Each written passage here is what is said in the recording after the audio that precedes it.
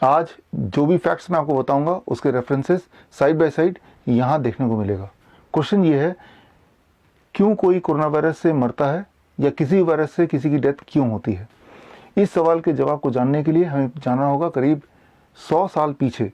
मैं बात कर रहा हूँ 1920 का H1N1 स्पेनिश फ्लू का, दुनिया का सबसे वर्स्ट फ्लू आउटब्रेक, जिसमें करीब 10 करोड़ लोगों की डेथ हो गई, यानी कि उस वक्त के पूरे दुनिया की पॉपुलेशन का 5%।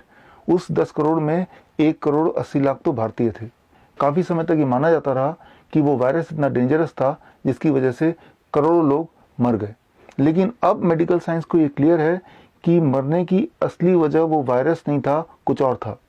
मतलब ये कि 1918 से लेके 1920 के बीच में जब भी किसी इंसान में फ्लू पाया जाता, उसे उठा के हॉस्पिटल में डंप कर देते, एक क्रैम्प्ड कमरे में जहां एयर का नामो निशान नहीं था, सनलाइट बिल्कुल भी नहीं था और साथ में न्यूट्रिशन की कमी थी। And that was the cause of the death.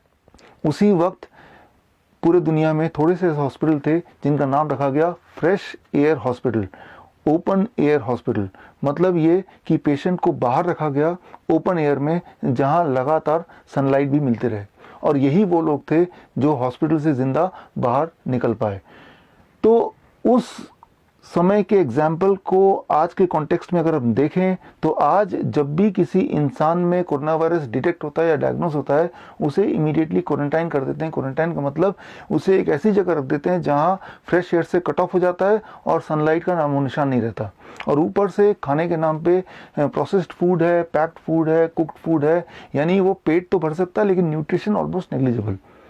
ऐसे में पेशेंट की जो रिकवरी के चांसेस हैं वो कम हो जाते हैं, यानी कि लंबा समय लगता है। और साथ ही में अगर पेशेंट में पहले से ही कोई बीमारी है, जैसे डायबिटीज़ हो या हार्ट डिजीज़ हो या किडनी फेलियर हो या हाई ब्लड प्रेशर का पेशेंट ऑलरेडी हो, और ऊपर से अगर उसको एंटी मलेरियन ड्रग साथ में एंटीबायोटिक दे दिया जाए, तो ये दोनों दवाइयों की हिस्ट्री है पिछले 40 साल में हज़ारों बार साबित हो चुका है।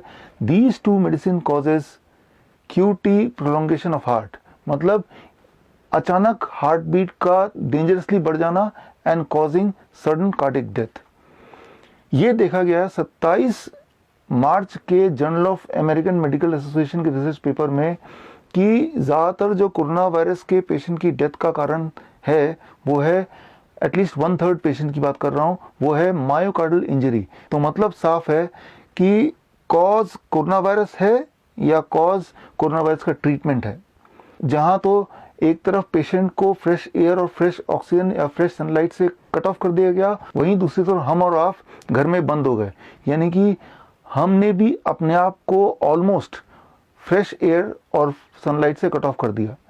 एयर और सनलाइट भगवान का दिया हुआ दो दुनिया का सबसे बड़ा एंटीवायरल है, और ये एंटीवायरल ही नहीं, एयर और सनलाइट हमारी इम्यूनिटी को भी बूस्ट करने का सबसे बड़ा इंपॉर्टेंट रोल प्ले करता है। पूरे दुनिया भर से जहाँ जहाँ लॉकडाउन है वहाँ के पेशेंट्स की मेरे पास खबर आ रही है कि उनका ब्लड शुगर अब और बढ़ गया है, उनका ब्लड प्रेशर बढ़ गया है, उनके वेट बढ़ गए हैं, और सबसे खतरनाक बात, डिप्रेशन का रेट भी लॉकडाउन के दौरान कई गुना बढ़ गया है। यानी एक तरफ वो पेशेंट प्रोटोकॉल की वजह से वो और बीमार पड़ रहा है, और दूसरी तरफ हम और आप भी बहुत ज़्यादा बीमार पड़ रहे हैं। ये एक खतरनाक बात है। अब इससे बाहर कैसे निकला जाए, इस सवाल के जवाब को जानने के लिए मैंने पिछले 100 साल के रिसर्च पेपर को खंगाले, और उसमें से मुझे मिले 167 इंपॉर्टेंट रेलेवेंट रिसर्च पेपर। उन सारे रिसर्च पेपर को पढ़ने के बाद मैंने निचोड़ा और मुझे मिला 3 स्टेप प्रोटोकॉल। ये 3 स्टेप प्रोटोकॉल पिछले 4 साल से मैं लोगों को अलग अलग जरिए से बता रहा हूँ, और आप में से हज़ारों लोग ऐसे हैं जिन्होंने H1N1 के टाइम पे, डेंगू के टाइम पे, चिकनगुनिया के टाइम पे या इन्फ्लुएंजा जैसे कोई और फ्लू के टाइम पे ये 3 स्टेप प्रोटोकॉल यूज़ किया और हज़ारों बार अपने आप को ठीक किया।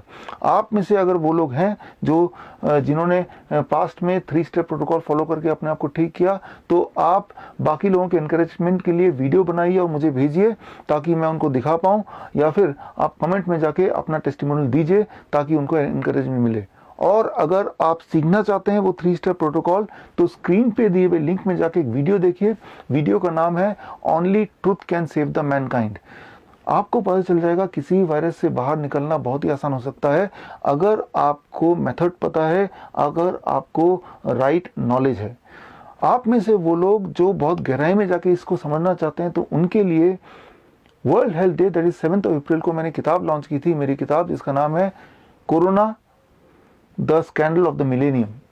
ये 1000 पेज की किताब है और इस किताब में वो सारे रेफरेंसेस पूरे के पूरे रिसर्च पेपर्स हैं जिसको पढ़कर आप समझ जाएंगे that the power is in knowledge. अगर नॉलेज सही हो तो आपके मन से डर भाग सकता है, क्योंकि तब आपको पता चल जाएगा किसी वायरस से लड़ने के लिए ये जो नॉलेज है वो काफ़ी है जिससे हम किसी वायरस से जीत हासिल कर सकते हैं। तो आप में से वो लोग जो मेरी बात से सहमत हैं कि ये नॉलेज लोगों तक पहुंचनी चाहिए, तो इस वीडियो के माध्यम से मैं आज लॉन्च कर रहा हूं a forum called end of illness. तो अगर आप उनमें से हैं जो सोचते हैं कि इस टीम का हिस्सा बन सकते हैं, तो स्क्रीन पे दिए हुए ईमेल आईडी में जाके आप अपने बारे में लिखिए और मुझे बताइए। ये ईमेल मैं खुद पढ़ूंगा और मैं खुद आपको जवाब दूंगा। भविष्य में ये टीम काम करेगी ताकि हम लोगों को फ्री कर पाएँ, आज़ाद कर पाएँ हर तरह के वायरस से। देखिए, आज कोरोना आया है, कल हंटा भी चल दिया है, वो कल भी आएगा। क्वारंटाइन करना, लॉकडाउन करना एक टेम्पररी सोल्यूशन हो सकता है, लेकिन परमानेंट क्योर कभी नहीं हो सकता है। एक तरफ तो घर में बंद होके लोग बीमार पे बीमार पड़ते जा रहे हैं, डेंजरसली इल होते जा रहे हैं, और दूसरी तरफ एक और डर कम से कम 1/3 इंडियन के दिमाग में है, दैट इज नौकरी जाने का डर। आंकड़े कहते हैं इकोनॉमिक टाइम्स के कि करीब 1/3 लोग, लगभग 30% लोगों की जॉब जाने वाली है। तो डिप्रेशन ऑलरेडी आ गया है, ऊपर से नौकरी जाने का डर। ये एक भयानक सिचुएशन है। इस सिचुएशन से सिर्फ एक ही तरीका है बाहर निकलने का, वो है अपने आप को एम्पावर करना with the right kind of knowledge.